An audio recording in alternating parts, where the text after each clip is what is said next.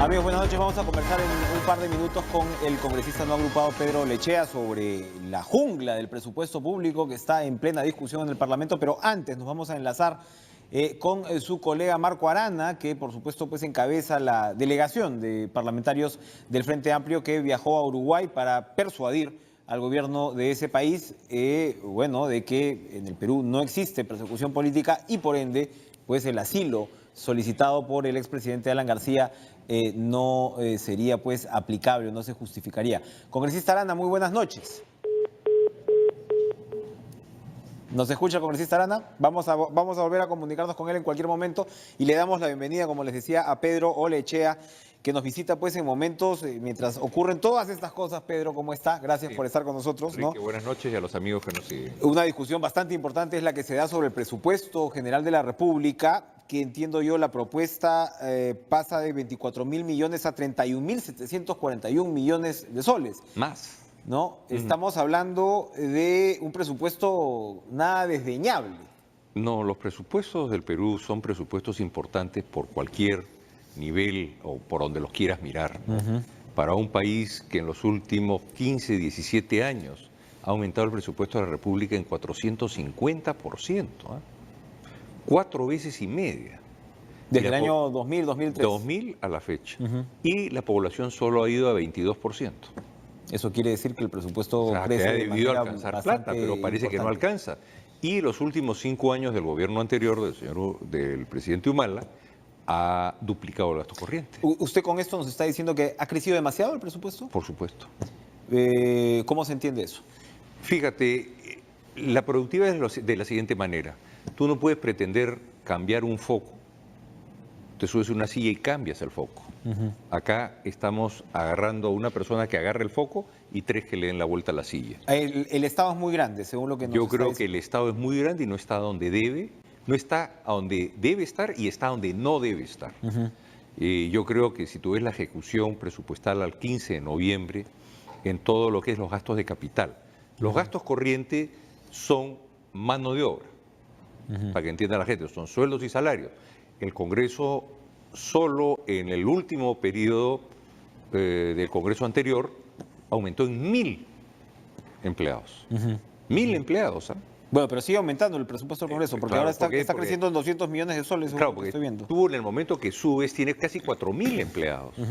Por ejemplo, el Congreso, me dicen, no quieres, algunos me decían, oye, pero la presidencia del Congreso te gusta. No, porque hay que gestionar esto y francamente 4.000 empleados para el Congreso de la República me parece demasiado. Habría quienes desde el otro lado le dirían que no, que el gasto corriente del Perú es todavía muy bajo frente a los países de la región. ¿Qué respondería yo? Perdóname, ¿a qué países de la región? ¿Cómo se están manejando los gastos? Acá todo el mundo habla del presupuesto. El presupuesto son 3 magnitudes, para que el público nos entienda, muy simples. Primero, el presupuesto es presupongo que voy a tener estos ingresos el próximo año. Como voy a tener estos ingresos, yo voy a planear estos gastos. Esto para todas las entidades públicas, para gobiernos regionales, para gobiernos municipales. Claro. Entonces, ¿qué le pasa al Ministerio de Economía y Finanzas? Llama a la SUNAT y le dice, oye, ¿te parece que estos ingresos van a ingresar? La SUNAT le dice, mira, difícil que me ingresen como tú lo estás haciendo.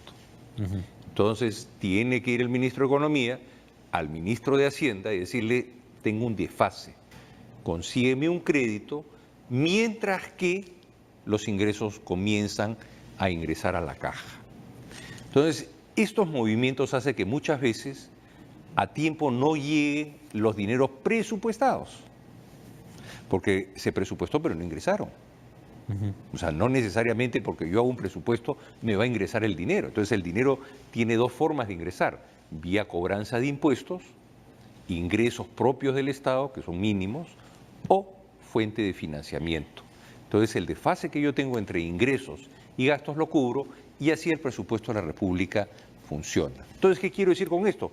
Que pueden haber situaciones en que no ingresan los impuestos presupuestados y obviamente gente tiene que pararlo. Pero yo entiendo que el MEF estaba tomando en cuenta una presión tributaria, digamos, conservadora, incluso para los niveles nuestros de ahora, que ni siquiera llegan al 14%. A ver, vamos despacio en ese 14% que dices. Vamos a hacer un ejercicio matemático simple. 5 más 0, más 0, más 0, más 0, ¿entre 5 te da? 1, claro. Ya está, pues. Ese es el problema de la presión tributaria, que un montón de gente no paga. Entonces se dice que la presión es baja, pero el que la está pagando 5. Con eso nos dice que el sector formal y el empresario formal paga... Por eso, con los niveles, mira, los niveles han estimado que están en 26, 27% el Perú, 29,5 la tasa peruana. El Perú formal paga 29,5%. 29, siempre y cuando no te dé dividendos, no tenga las otras cargas que son... Ahí es más. Ahí llegamos casi a 40%. ¿Qué está pasando con eso, Enrique?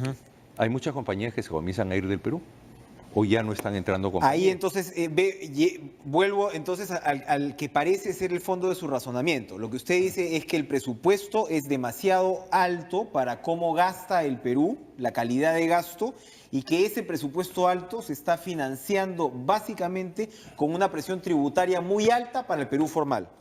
Correcto. Esa es la cápsula Son de lo que usted me está diciendo. 17.200 empresas que cargan el 85% de la presión tributaria. Entonces tú aprietas tanto a la gente y las empresas que no dan resultados son empresas que están destinadas a quebrar. Y por algo usted se sumó a la plataforma de Pedro Pablo Kuczynski, que en un principio proponía incluso la reducción de impuestos. Pero eso ya fue, pues, Pedro Lechea.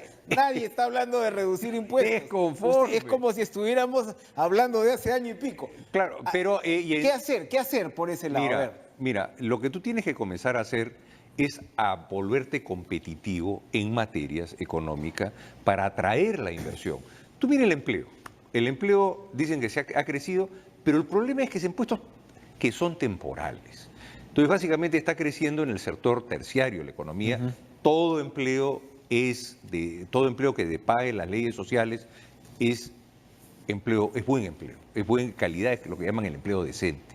Pero lo que se está desarmando por el otro lado son 75.000 puestos en el sector industrias. El sector industrias es el que tiene... Pero hace años que no repunta el sector industrias. El sector industrias sigue en una recesión y decían, va a salir ahora, pero ese es el rebote estadístico. O sea, estamos en el fondo del cañón y tenemos que subir un poquito.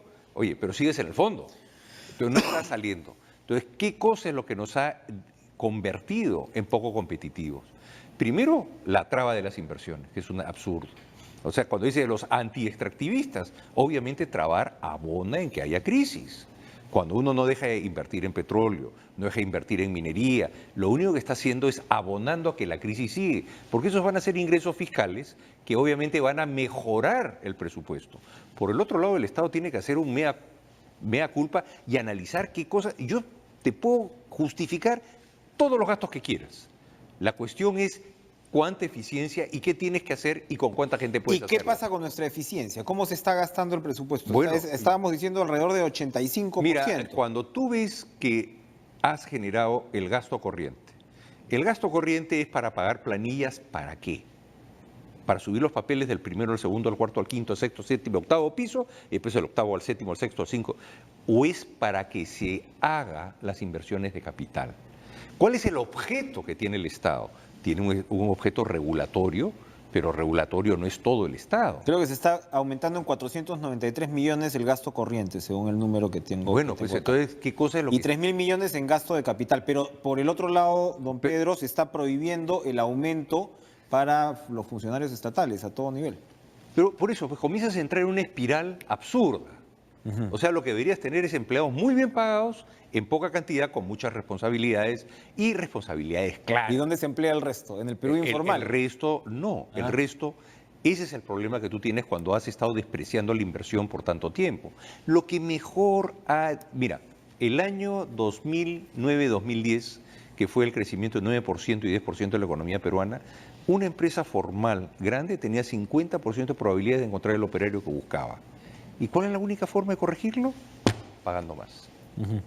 En los lugares donde ese 4.4% de la agroexportación peruana, tan criticada por algunos personajes, y que no miran que 2.800.000 peruanos en el 96% restante no tienen ninguna productividad. que es a donde nos deberíamos estar preocupando. Ese 4.4 en las zonas de Trujillo y todo, anda, tú ofreces pues 850 soles. Te van a decir, duplícalo, más leyes sociales, más transporte, más almuerzo, más estos gastos, o si no, olvídate porque no voy, hermanito. Eso es lo que está. Entonces, lo que necesitamos es inversión a gritos. La inversión se ha pasmado. Y acá, entonces, se para. ¿El gobierno está entonces jugando una suerte de fantasía?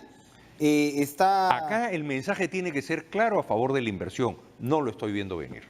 Entonces, yo lo que te digo, el gasto público, por el otro lado, como ya hemos quedado, que es inversión pública y gasto corriente, la inversión pública a la fecha, no cifras mías, no cifras, está a 44%.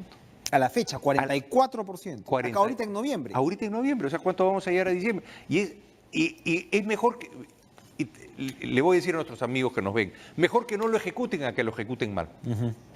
Y para terminar, el problema que tenemos además es que este presupuesto se va a ejecutar con nuevas autoridades municipales y regionales. Claro, eso es un problema añadido. Por supuesto, porque hoy día todo el mundo hace algo y tú eres culpable hasta que muestre lo contrario. Lo que ha comenzado a ser una tendencia nacional. O sea, estaba culpable. Me miró culpable. Ya nadie tiene que... Tú, el espíritu de la Constitución peruana es que tú te sientas callado la boca, que te prueben porque tú eres culpable. Que te lo prueben. Entonces dice, no, te guardo 3 años para ver si puedo encontrarte algo. Cuando todo el mundo se quejaba, por ejemplo, me acuerdo amargamente, en la Comisión Lavajato, que se estaban demorando mucho, en uno de los crímenes más importantes de la nación, y eran 11 meses con 20 personas. La mega comisión fue 5 años y 12 millones de soles durante el periodo anterior. O sea, no es que esté ni a favor ni en contra de ninguno, sino son hechos, Enrique. Son hechos. No es que quiera favorecer a alguien, sino que la gente comience a mirar los hechos, o sea, las evidencias, los números. Lamentablemente vengo del mundo de la empresa y en el mundo de la empresa el rigor es que tú tienes que ver las cifras y qué cosa es lo que estás haciendo. Entonces lo que el pueblo peruano merece es un sector con más público, con más eficiencia. El PRONIE, ¿cuánto tiempo tenemos 50.000 colegios sin arreglar? Es el cuento desde que comenzó el señor Humala lo terminó el señor García. Son 50, y siguen sin terminarse. Así es.